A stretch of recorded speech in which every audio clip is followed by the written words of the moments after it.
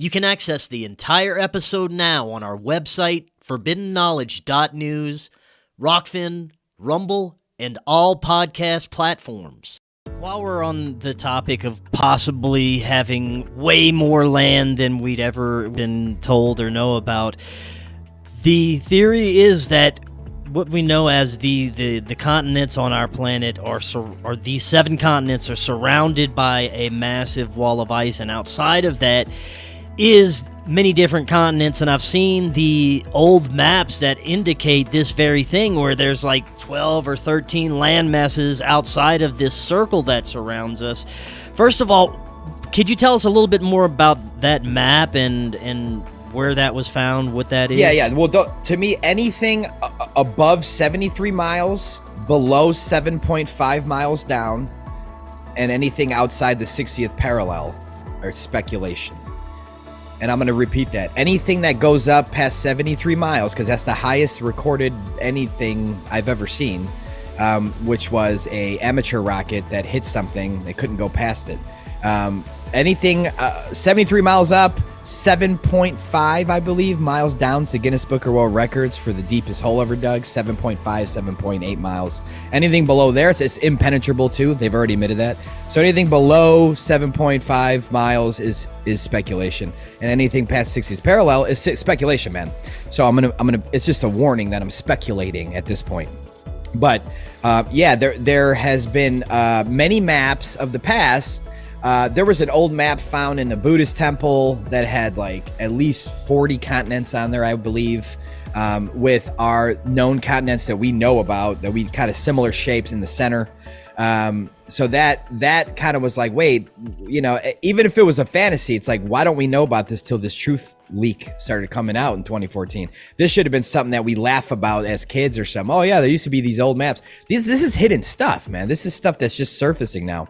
There was a book in many books in the 1800s talking about more land as well, and other maps. But the main book is that the Iron Republic, which is eyewitness testimony of a man, his firsthand account of being fed up in the tyrannical states and getting in a ship, getting his crew together, getting the fuck out, saying, let's just get out. Let's just go somewhere, and wherever we land, we land. They got lost at sea. They got lost. They knew they were in Antarctica. They didn't know how to get back around. They got through an inland. They got past. They were lost for many, many weeks, and then they stumbled upon land, not knowing what it was. And this civilization called themselves the Iron Republic. They knew that when they said they're from New York, they knew where New York was, not allowed to be here, vice versa, but they greeted him with open arms. They had advanced technology over there. I'm talking flat screen TVs hung on the wall. They described things that sounded like the internet in the book. They're talking about electric cars, hovering crafts, electrostatics, all this technology in these outer worlds, these civilizations, that I think we go over there and steal and come here and sell it to us. They have free energy over there. There were things in the book that even if you think the book was fantasy, you could pretend that's fine. It's an illusion if you think that was a fantasy. But pretend it was a fantasy book, because I'm sure like Wikipedia would probably say it was. They're still talking about more land past Antarctica.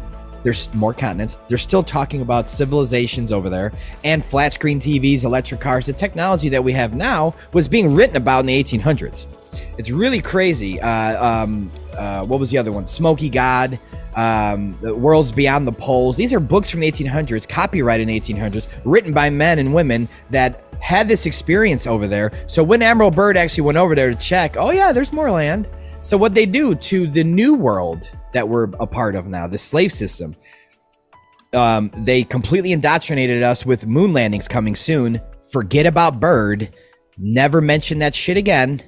And started treaty where you can't explore past where he was talking about, and you still can't. And that treaty started in 1959 or 8, and it doesn't expire till 2040 something. And that was back then. They're like, doesn't expire till year 2040, I think 45. And it's still going on now. And if we dissolve that treaty, we'd have our answer, guys. Admiral Byrd's diary, this was brought forward by his son, correct? Yeah. And this is the only verification we have. Yeah, that's why I don't talk about it too much. But yeah, there was a leaked diary out there of Admiral Byrd, where it reigns true to me, man. feels true to me. It feels like this is something they would cover up. And sometimes the truth can be crazy, guys.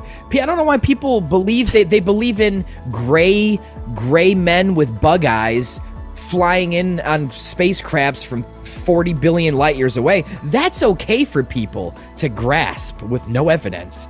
But it's not okay for someone to think that there's maybe more land, more civilizations, humanoids, other humanoids over there. They have teeth, they have eyes, they're just like humans, but maybe a different shade, maybe a different structure. The way an Indian looks different than a fucking African American, or a Asian looks different than a Jew. It's like you could get any two ethnicities or races or whatever you want to call them.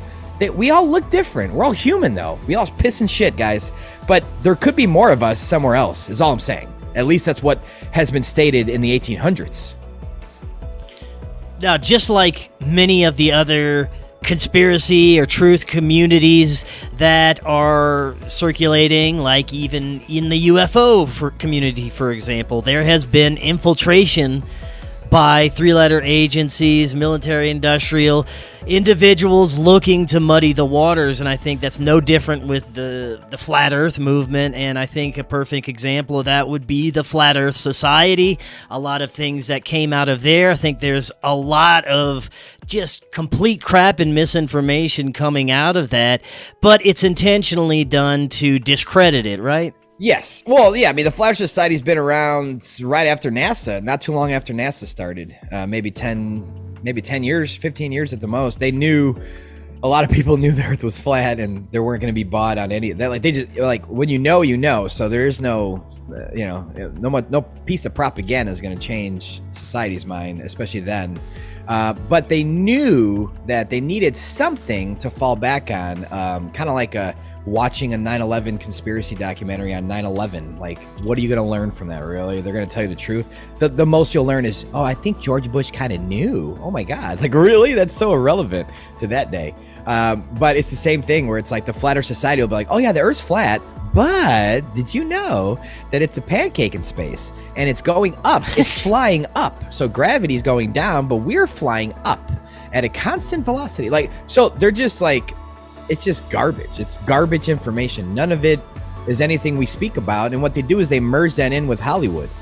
So now Hollywood, CNN, the media, anyone, when they depict Flat Earth or when they want to make fun of it or have a piece on it, Jimmy Kimmel, anybody, they show that pancake in space because they want the normal person or even the person that goes, you know what, there is some questions I have, though. Some of the Flat Earth stuff makes sense. And then they fall back to the pancake in space. They can't get over that. They're like, yeah, no, that doesn't. Well, no, we're not saying that, though. And then they go to Netflix and they see Behind the Curve and then they hit play and then they see a bunch of, people that are just, in my opinion, some of the people in the film are just,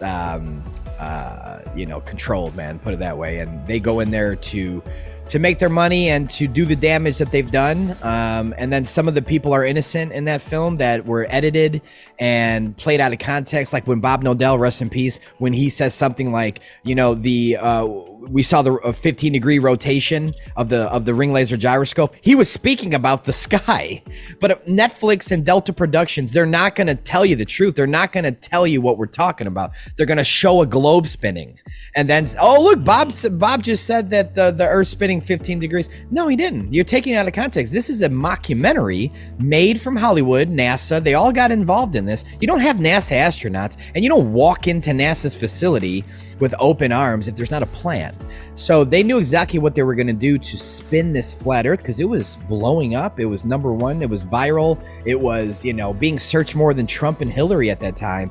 What are they going to do? They hijacked the algorithm. Sorry, everyone that had their algorithms jacked. It was Flat Earth's fault.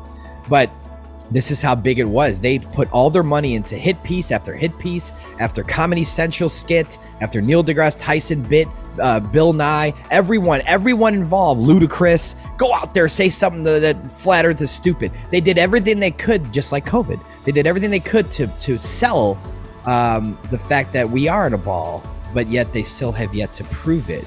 It's 2023, guys. We should have a video of an astronaut doing a 360 with his camera phone by now. The reason he can't do a 360 with his phone is because there's a thing called the fourth wall.